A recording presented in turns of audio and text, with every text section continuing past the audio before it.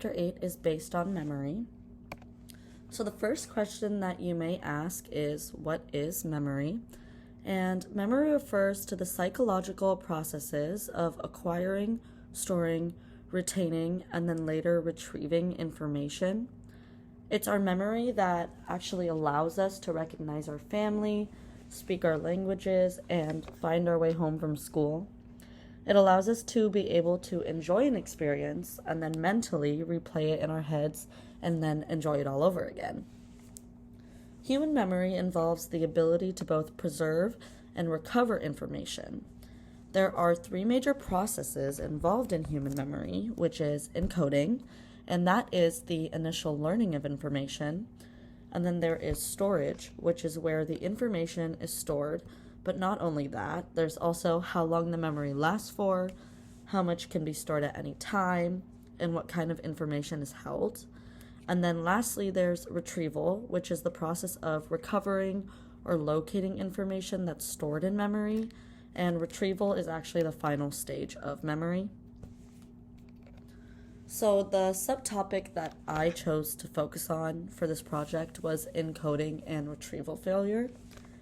And encoding failure refers to a breakdown in the process of getting information into the cognitive system.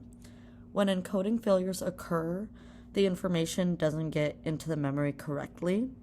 And encoding failures can occur because of lack of attention to the target information, or even interference when the target information is being presented. Things like anxiety, stress, motivation, and exhaustion can cause huge problems with encoding. The system that puts memories away, which is the encoding process, it's extremely sensitive to body and mind issues.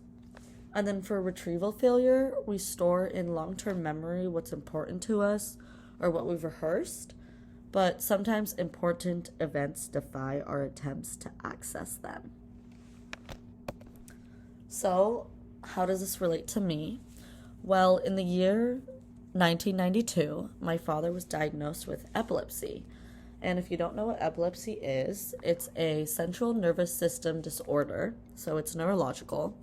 And in epilepsy, the brain activity becomes abnormal, which causes seizures or periods of unusual behavior. It can cause sensations and sometimes loss of awareness.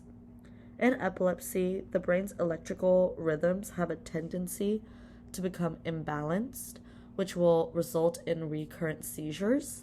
And in patients who have seizures, the normal electrical pattern is disrupted by sudden and synchronized bursts of electrical energy that may briefly affect their consciousness, their movements, or their sensations. And epilepsy actually has significant effects on retrieval from declarative memory, and that's the kind of memory that we process consciously. If you have epilepsy, you can have difficulty in retrieving episodes or events that have happened to you, and you can also have difficulty in retrieving something that scientists call somatic information, and that's basically words or facts and in general knowledge. And then there is a treatment for epilepsy that's possible, and it's called resective surgery. And resective surgery is the most common epilepsy surgery, and it's the type of treatment that my father has actually received. In resective surgery, it involves the removal of a small portion of the brain. The surgeon will go in and cut out brain tissue from the area of the brain where the seizures occur from. And memory problems are frequently reported following surgery for epilepsy, and this is most common with surgery to the temporal lobe. And in the end, even if the surgery ends up stopping your seizures from happening, you can have really bad memory problems afterwards. So memory problems is a big side effect from these seizures. And for as long as I can remember, my father has had a terrible memory. It's as little as him asking me the same question, like, what do you want for dinner, 10 times in the span of 5 minutes, because he either doesn't remember that he had already asked me, or he doesn't remember that I gave him a response. Or even it can be something as big as him not remembering my birthday. Like, there were times where people would ask him, oh, when was your daughter born? And he just could not give him an answer because that's just how his brain works. And then to end it off, I just have a few fun facts about memory. So, memory can be retrieved falsely. Sleeping can help with better retention. Memory with meaning is better remembered.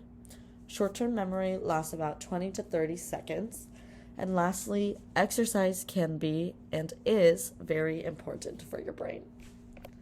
Thank you.